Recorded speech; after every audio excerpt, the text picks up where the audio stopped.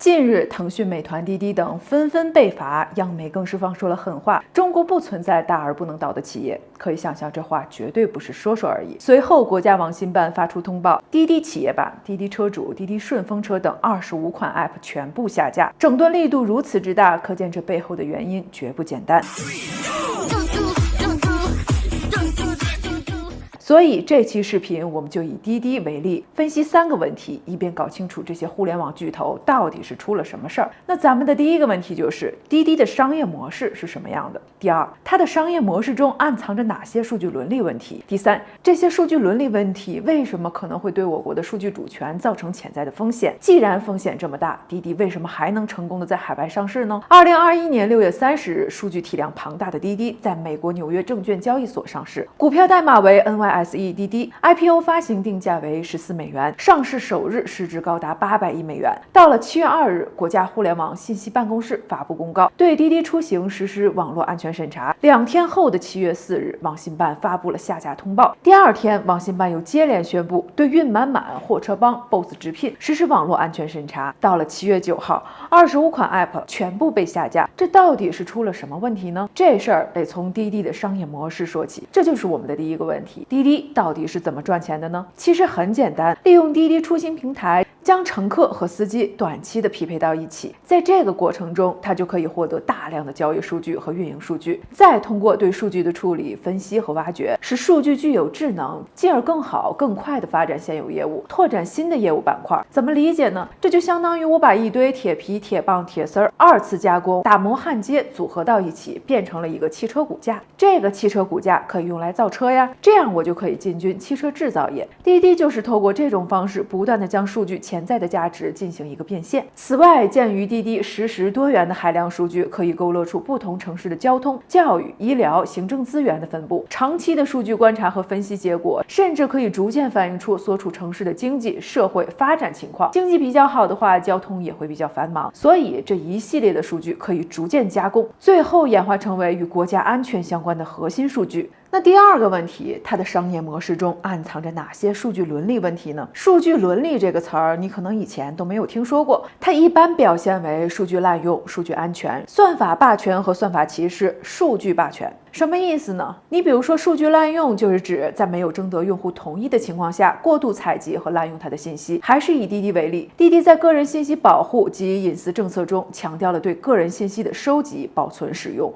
共享的权利。那他们所说的这个个人信息都包括了什么呢？包括了身份证号码、面部识别特征、录音录像、银行卡号、IP 地址，这些信息已经远远超出用户使用它的打车功能所必要的信息了，这就属于过度采集。那采集到的这些数据都干嘛使了呢？共享给滴滴的关联公司以及业务合作伙伴，包括广告、分析服务商、供应商、服务商和其他的合作方。很多网友就发现自己在网上注册了 App 之后，就经常性的接到各种推销电话，这就是数据的滥用。这种滥用会让数据变得很不安全，因为你不确定你的合作伙伴又会把这些信息提供给谁。那算法霸权和算法歧视是什么意思呢？大数据杀手你肯定听过吧？没错，就是价格歧视。滴滴的价格歧视分为以大数据杀手为代表的1级价格歧视和分类定价的2级价格歧视。那这个1级价格歧视就是基于数据算法优势而形成的用户画像，包括性别、年龄、地点、搜索词、生活方式、收入等。通过对这些数据的加工，就可以精准地计算出消费者愿意为这个商品付出的最高价格，然后逐渐从统一的定价标准演变成个性化的定价。啥是个性化定价呢？说白了就是对消费者剩余财富的攫取。其实大数据杀熟的本质是利用信息的不对称，通过收集的数据进行分析，同样的一种商品进行区别定价。滴滴的多层收费是基于不同偏好的消费者，由他们选择消费定价。对于认为滴滴定价过高的消费者，滴滴再给他们推出另外一款 App 叫小花猪打车，并且利用一口价模式、100元现金天天领、分享好友得津贴等各种低价方式来提供另外一个出行选择，即同一位乘客，同样的起点和终点，2个不同的平台，下订单金额可能相差巨大。这使得即使在小华猪合规率极低的背景下，业务依旧能够实现快速的增长。那数据霸权又是什么意思呢？之前我们在鸿蒙的那期视频里也讲过数据霸权的问题。数据霸权会造成数字时代强者越强、弱者越弱的马太效应。少数企业凭借数据垄断优势，可以轻松地获取高额利润。你比如说，互联网公司不断通过并购其他关联企业，把原本独立的数据孤岛打通，进而垄断大量数据资源。另一方面，中小企业和普通创业人员因为没有掌握数据资源而面临经营发展的困境。那滴滴作为网约车业务的数据大亨，2015年2月，滴滴与快滴合并后的市场份额曾一度超过90%，引发市场对滴滴垄断的质疑。2016年8月，滴滴与优步中国区合并，再一次巩固了滴滴在中国网约车市场的龙头地位。滥用市场地位是寡头垄断企业最常见的竞争手段。如果滴滴的垄断地位得到了巩固和确定，滴滴就会通过恶意排他，限制其他中小网约车企业竞争，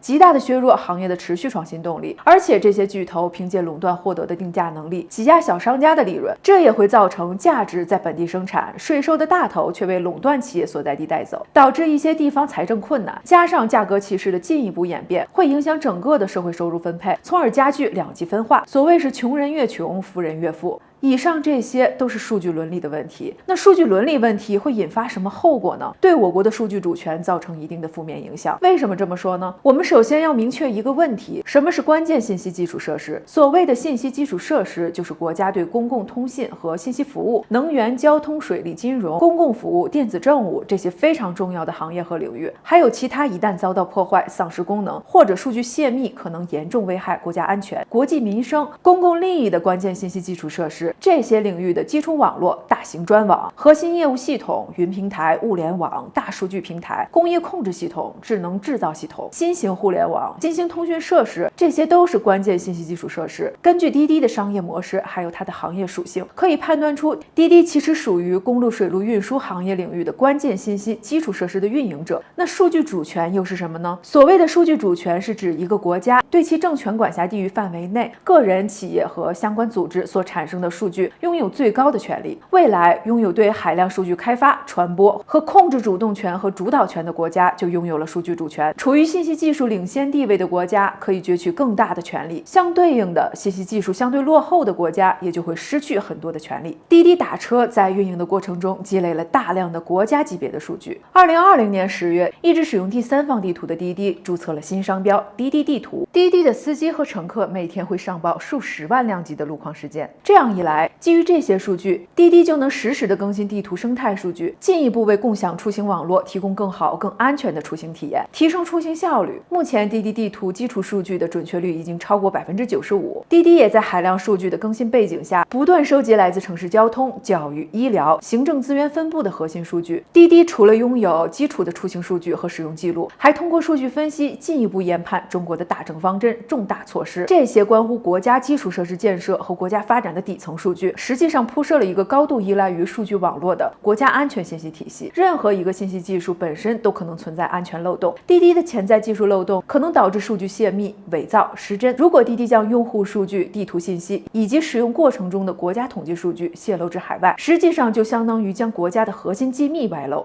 侵犯了国家的数据主权。我们可能会有一些疑惑，既然他们的数据这么敏感，为什么还能成功的在海外上市呢？滴滴的这次上市采用的是小红筹模式，就是由境内自然人在开曼设立控股公司，由境内自然人控制，把境内的经营性主体变成境外控股公司的子公司，或者变成一种叫做 EIV 的可变利益实体，然后再通过境外控股公司进行融资或完成上市。这也就意味着上市的主体是注册在开曼的境外公司，接受注册地的法律监管。这是境内民营企业海外上市普遍采用的模式。由于上市主体注册地在海外，目前证监会没有职能对其进行审批。滴滴正是利用了前置审批程序这一缺口，成功避开了掌握国家核心数据、关键信息基础设施的敏感身份，快速且低调的在海外上市。但是在美国上市以后，它必须按照外国公司问责法案成交以审计底稿，或者是以用户数据和城市地图为代表的部分数据，这些都是关乎国家数据主权的核心数据。海外上市后，不排除滴滴在美国监管压力下可能存在数据跨境流动的数据安全隐患，包括因高管人为的主动泄露和因海外监管压力、网络安全体系和技术能力不足带来的被动泄露，这些都可能直接影响到国家安全、公共利益和社会稳定，和滴滴采用了类似商业模式，选择在海外上市的互联网企业，或多或少都会涉及跨境数据流动的困境。以滴滴为代表的这一类拥有海量数据的中概股企业，将面临着更加严峻的生存挑战。当然，这也是科技发展到一定程度上，整个人类社会必须面对的又一难题。